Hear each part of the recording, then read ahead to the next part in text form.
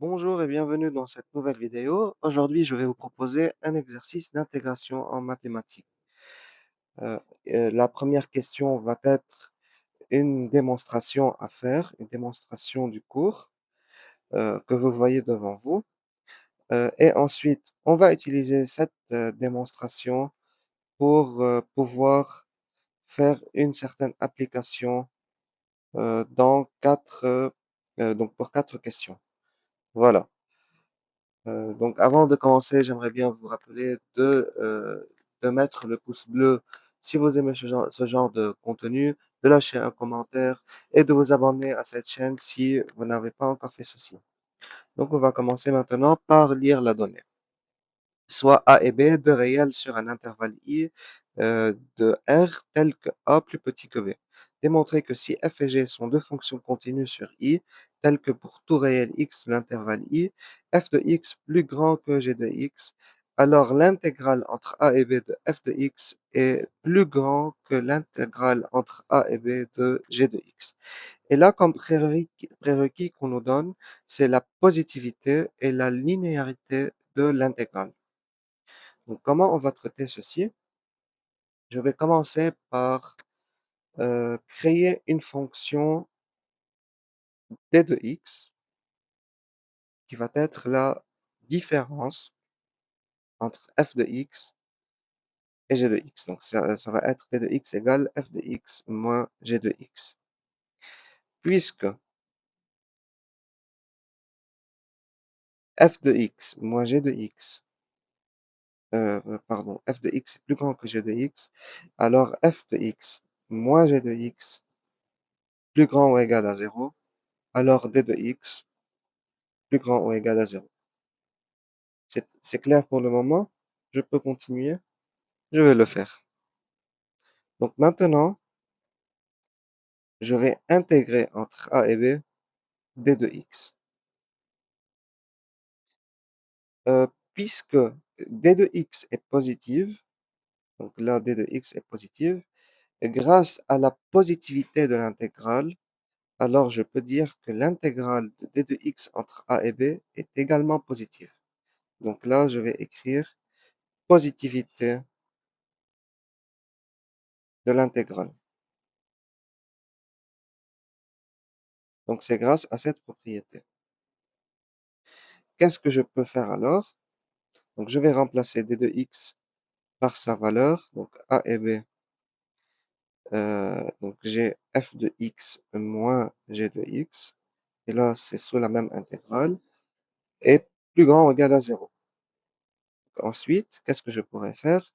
Je vais scinder l'intégrale en deux. Je vais la séparer en deux pour avoir l'intégrale de f de x moins l'intégrale de g de x, entre a et b bien sûr, plus grand ou égal à 0.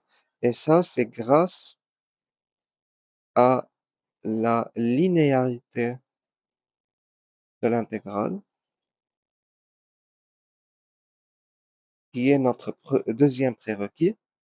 Et maintenant, on peut par implication dire que l'intégrale entre a et b de f est plus grand ou égal à l'intégrale entre a et b de g de x.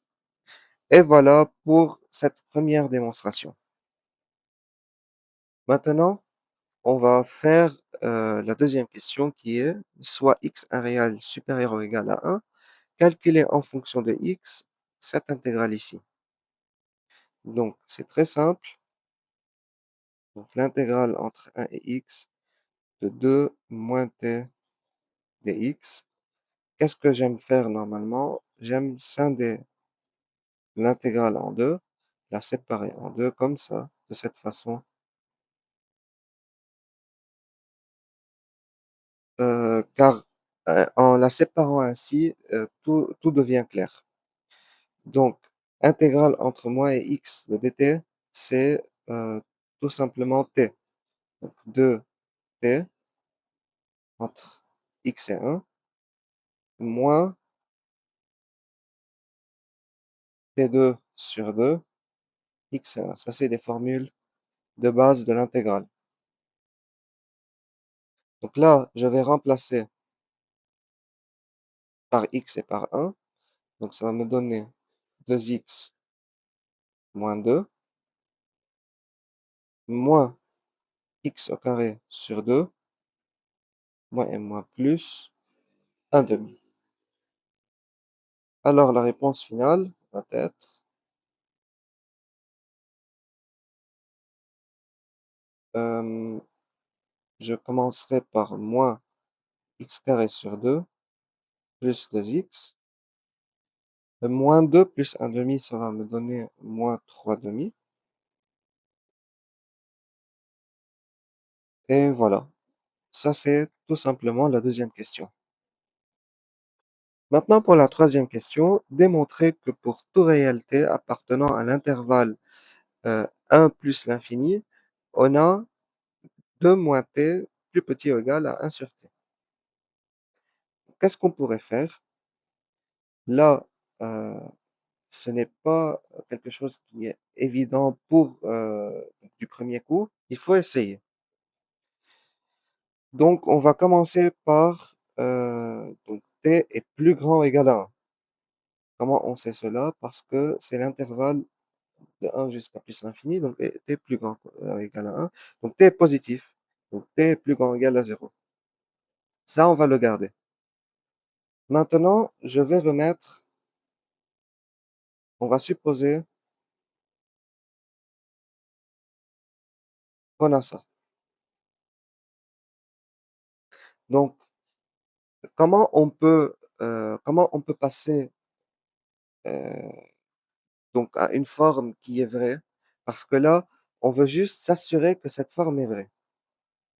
Donc, qu'est-ce que, qu'est-ce qu'on doit faire? Donc, il faut faire des manipulations, en fait, pour obtenir une forme qui est équivalente à celle-ci, mais euh, qui soit toujours vraie. Donc, on va traiter. Donc, qu'est-ce qu'on va faire tout d'abord? On va multiplier ça par t. Et comme ça, on va, euh, donc le 1 sur t ici, on peut l'éliminer. Donc, pourquoi on peut multiplier à tête reposée avec t? Parce que t est plus grand que 0, parce que t est positive. Alors, on n'a même pas besoin de changer le signe. Alors, qu'est-ce qu'on va faire? Donc, on multiplie par t de part et d'autre de cette inéquation. Je vais obtenir 2t moins t au carré plus petit ou égal à 1. C'est une équation du second degré, pardon, une inéquation du second degré. Donc, je vais impliquer que 2t moins t au carré moins 1 plus petit ou égal à 0. Ça, c'est moi. Je vais réarranger. Moins t au carré plus 2t moins 1 plus petit ou égal à 0.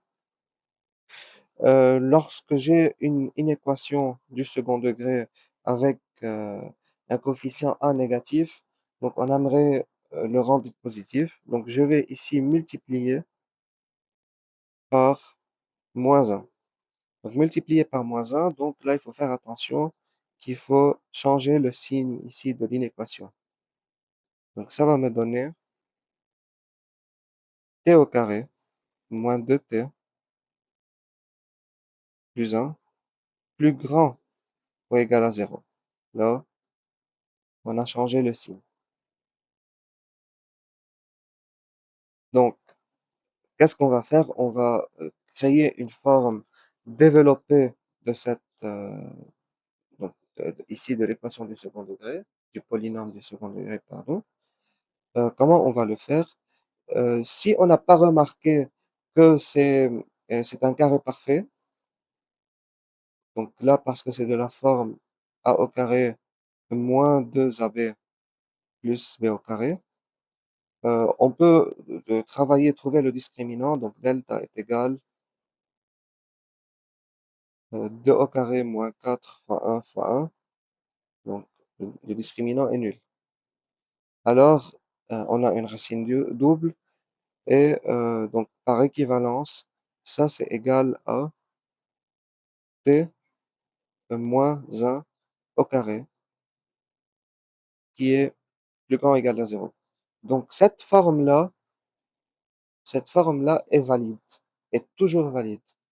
Donc ceci est toujours vrai. À cause de quoi en fait? À cause du carré. Donc, car un réel élevé au carré est toujours positif. Et voilà, donc on a pu démontrer en fait que moins de t, pardon, 2 moins t est plus petit ou égal à 1 sur t. Donc avec la dernière question pour cette vidéo, il faut déduire de ce qui précède que pour tout réel x supérieur ou égal à 1, on a cette inéquation ici. Donc tout d'abord, il faut avoir de l'œil. Cette forme-là, moins x au carré sur 2, donc ça va être au carré bien sûr, plus 2x moins 3 demi, ça en fait, c'est l'intégrale qu'on avait vue, qu'on avait calculée. Donc c'est exactement la même chose qu'ici. Et ça, c'était quoi en fait? C'était l'intégrale de la fonction 2 moins t. Et 2 moins t, c'est ici. Et quoi aussi, qu'est-ce qu'on peut remarquer? Que le ln ici, ln de x, c'est l'intégrale de 1 sur t.